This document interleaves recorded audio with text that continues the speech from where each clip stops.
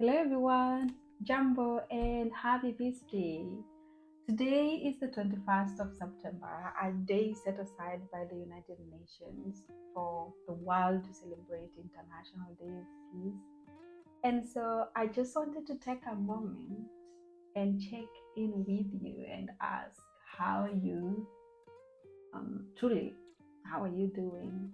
I know that it is quite a challenging time for so many people all over the world, and it is so easy to feel overwhelmed with all of the stories and issues and challenges we continue to witness all over the world, devastating civil wars and loss of lives, displacement of people and children and women, really relocating, and all of this, also gender related violence happening all over the world. It is so easy to feel overwhelmed, and as such the crisis heavily weigh on all of us, me and you. At the same time, we continue to see the rising movements of young people led by the Gen Zs, and they continue to demand for better services, good leadership, and better future. This is happening again all over the world, from Southeast Asia to Kenya to Uganda to Nigeria. Young people speaking this time from the front, not from the back. And it is so inspiring to see that as part of what this building is speaking up. All of this is happening all over the world, and their voices is clear on what is it that a lot of young people from local communities are needing for their lives to be better. And so with everything happening in the world, it can feel so daunting. It also brings the feelings of hopelessness, especially when you can't personally help to resolve all of these conflicts happening in the world, especially when you feel that you cannot directly support those who have been directly affected by what is happening all over the world. But I believe that no matter where you are at this point, and no matter what it is that you're facing, there's always something that you can do. And that thing is cultivating a culture of peace. And I'm going to share what that looks like. On this day of International Day of Peace, with the theme of cultivating a culture of peace, I do want to emphasize that the core value of peace is a steadfast commitment to nonviolence and peaceful conflict resolution. Violence has no place in a just, peaceful, and developing community. Has no place. And so, nonviolence as approach is the most sustainable way of attaining just and peaceful society. And so, all conflicts, whether personal or communal or global, should be, I should say must be resolved without violence, without threats, without weapons, because a culture of peace believes in tolerance of divergent opinions, tolerance of different perspectives about life and everything else. As humans, we won't always agree. There's always disagreements and tensions, which should be really approached with compassion, understanding, and the commitment to resolve them peacefully. And as humans, like I said, conflicts are inevitable. People disagree and engage in conflict situation every single day. And so tolerance on divergent opinions, perspectives, beliefs is very so part of what I said when I starting is I would want to share with you some practical tips and principles that you can take with you and practice with you so that you can contribute towards a culture of peace. When you talk about peace building, a lot of people think usually that it's not everybody's business, it's not everybody's responsibility, but shock on us. For us to attain sustainable peace, for us to attain communal peace, We have to play individual roles and collective roles. And so I've got some three principles that could potentially guide you in cultivating a culture of peace in whichever part of the world you're in whichever situation that you're in at this point. And no matter who you are, whether young or old or religious leader, literally anyone can practice this particular three principles. And so, number one is harmony in diversity. A lot of times people find diversity to be a threat. Diversity is difference, just being different in the way you identify yourself, different in approaches towards which you approach life and challenges and work and everything, right? And difference in how you handle situations, difference in so many other aspects of life. So difference is, for me, I always think about it as a creative way of doing things. May not necessarily be the same as everyone, obviously. That's why it's called difference. So there's always a huge component, especially in this current generation and in the current world.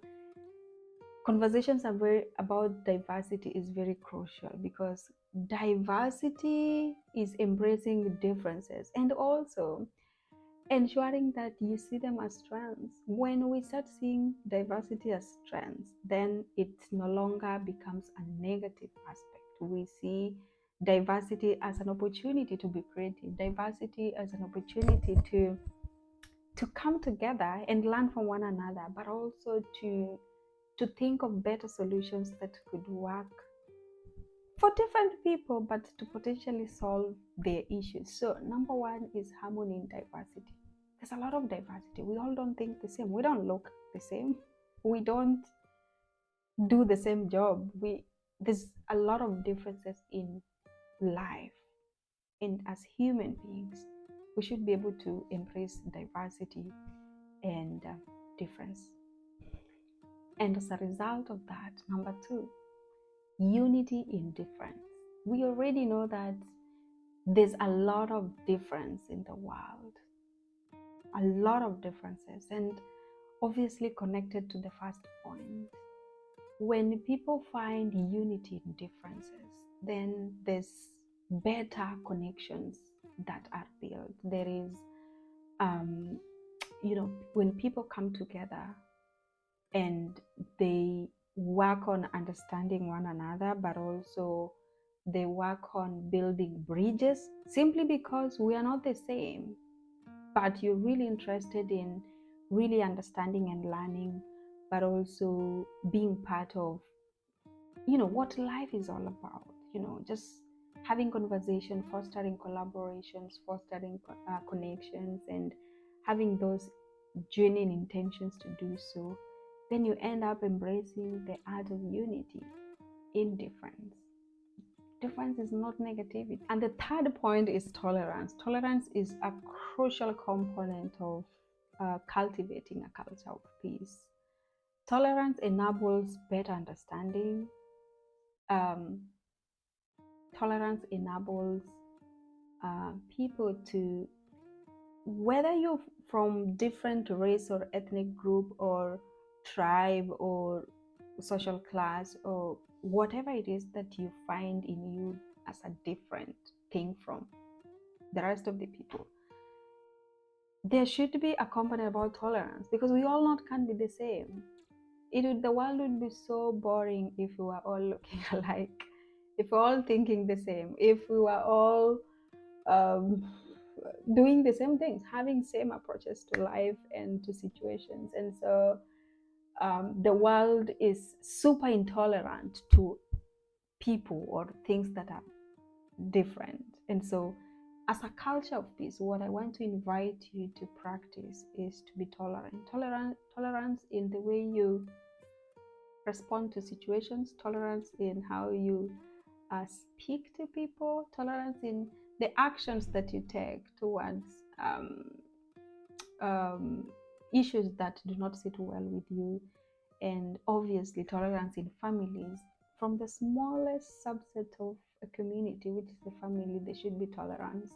And tolerance is followed by understanding, and understanding is achieved by speaking, right? So having conversations and speaking about things that matters to you and things that you feel does not makes it well with you, again, promotes understanding. And when understanding is promoted and achieved, and you are able to understand one another, then you're able to tolerate one another, because you will be acting from a point, a known point, and a not unknown point. And so these crucial 3 points, I call them principles of cultivating peace. They're very important. And you can, you know, practice them as an individual. And trust me that as an individual, if you are able to really um, undertake your role, to perform your role, then the world will be a better place, because we will all be performing our roles. And so, as I conclude, I want to say that um, conflicts are inevitable. We cannot avoid them. We cannot avoid to disagree, but how we respond to them defines us, right? So I want to invite you to choose approaches to every conflict, to every disagreement, with a will to understand, with a will to importantly listen, and with a will to foster and resolve these conflicts with compassion and understanding. These these are ways that I'm sure that if we all individually and collectively put them into practice every single day, our communities will get better. Our counties and countries will become more peaceful, and hence we will be developing. Our economic status will definitely be better. And if countries can foster these particular cultures of peace, then the world will be a better place, and will be a better place because of me and you. I want to wish you a very, very, very happy Peace Day. And it's just not a Peace Day. Let us maintain this culture, not just today, but for, for as long as we can.